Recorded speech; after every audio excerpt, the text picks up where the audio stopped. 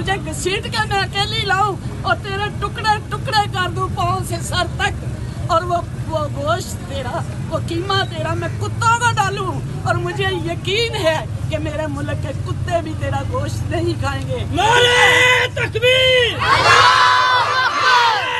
तकबीर, बनेगा कश्मीर, बनेगा पाकिस्तान, छीन के लेंगे हम, छीन के लेंगे। कुत्ते, मैं वो लफ्ज कहाँ से लाऊं? खबीस इंसान, तुझे एक लफ्ज कहना चाहूंगी, मेरा अल्लाह भी सुन रहा है।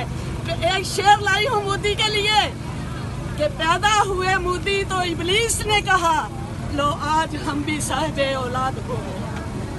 मेरे मुसलमान भाइयों, आप समझ सकते हैं, आप माओ वाले हैं, बहनों वाले हैं, बेटियों वाले हैं।